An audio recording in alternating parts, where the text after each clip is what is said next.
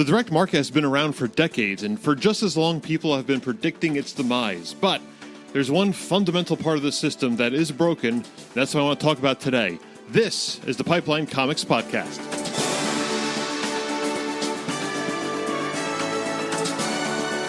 Hi, I'm Augie DeBleek Jr., host of the Pipeline Comics Podcast and sole proprietor of PipelineComics.com, home of hundreds of Franco-Belgian book reviews.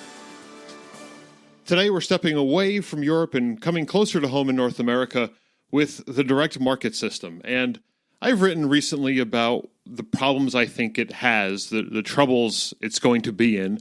And people have then said that I'm just another in a lengthy series of people predicting the end of the direct market, and it still hasn't happened, so not to worry. I still think you should worry. Because one, business is in a way cyclical and things do change. Ask, Borders about that kind of thing. Ask any of the hundreds of stores, it seems, that have been closing in the past few years as online marketing eats their lunch, and online delivery and online sales and all that kind of stuff. The direct market is immune from some of these kinds of things. It functions as a clubhouse for comic readers, and it's more than just a point of sale for books. I'll grant you all that. But we have to go to the core of what the direct market is to explain the problem it has with its current state and how something big has to change. Something so big that it won't even look like the direct market does today. And that may happen. I'm not saying the direct market is going to go away. I'm not saying Diamond is going to go out of business, although that is a possibility. You never know. I'm not saying 3,000 comic shops across America are suddenly going to close. I hope not. I don't want any of that stuff to happen. I want there to be stores where comic books are sold.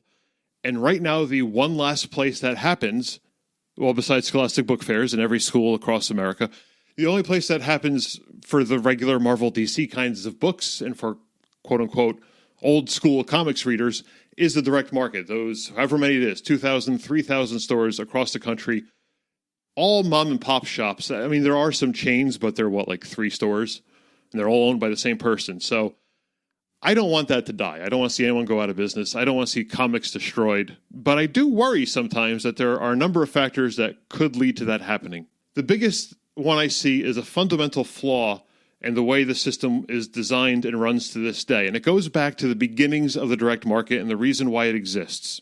The direct market exists as an alternative to the newsstands. With the newsstands, the comics publishers would send their comics over. They'd sit on the shelves there for, a month, month and a half, 2 months. And then the newsstand retailers could rip off the covers and send them back and get their money back for the books that didn't sell. And I don't know if it was the full price of the books or a prorated price or whatever it was, they could get money back. The direct market stepped in and said, hey, we don't need to send those back. We'll take the ones we don't sell because we can put that in back issue bins. In return, the direct market gets a bigger discount because there's a big cost savings to not having to ship all these books back and forth, or at least back. Obviously, you still have to ship them to the comic shop, but the comic shop doesn't have to send them back. There's less paperwork involved with seeing, who sent what back and who gets what money back, all that kinds of thing, all those kinds of things. It's a great system. It works beautifully, except for the fact that back issue bins are dying. They're not dead. There are still stores that rely on them. There are still stores that specialize in back issues and have that clientele. And I don't want to take that away from them at all. They're good to have around. They're great resources. But more and more stores don't even have back issue bins anymore. They order only what they can afford to order. They order only what they think will sell. And that leads to a new sort of brand of conservative, small c, comic owner who can't afford to take the risks of stocking more books that they're not for sure going to sell. And that's where the pre-order system comes in. It all trickles down. All the problems of the direct market sort of trickles down from this one idea that things can't be returned. And so now we're starting to play with that idea a little bit of maybe things can be returned. Is that still the direct market?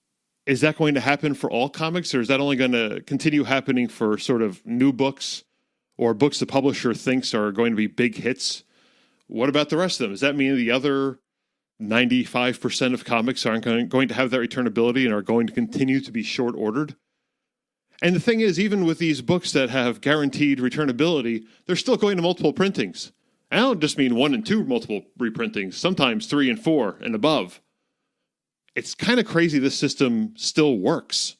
somehow the numbers work out with these hairline profit margins that people have, and people are still in business. And I honestly don't quite understand how that even manages, because the foundation upon which this was all built, the idea that the overbought issues could go in back issue bins and then be sold for cover price or more. When I first started reading comics, when I first started going to comic shops in the early 90s, the books in the back issue bins cost more than cover price. That was the price you had to pay if you wanted the book that wasn't the most recent issue. You were going to pay more. And every once in a while, maybe they'd have a clearance sale and you'd have dollar books or 50-cent books or quarter bins, that kind of thing. And they still have those at comic conventions here and there too. But for the most part, that was a profit center. The books the retailers made a mistake on, they just sold for a higher price in many cases. Or if they didn't sell at a higher price, eventually they'd sell for a lower price. And the ones that sold for a higher price would cover that. And it would all be a wash. It would all work. Maybe I'm oversimplifying it. I'm sure I am. I wasn't a retailer in the 80s.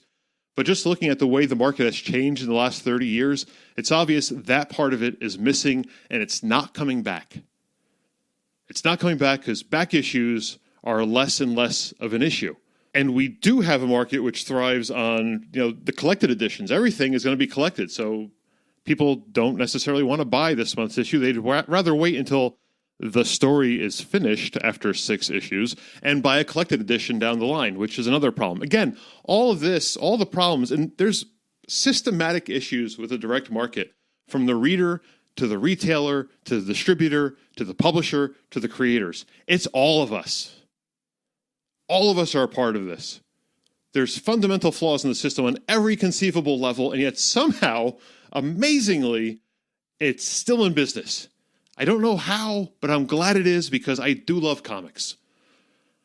I think we need to see a major change in the direct market. I think it needs to go towards more of a book market model than a periodical market model, and it's happening in some places already.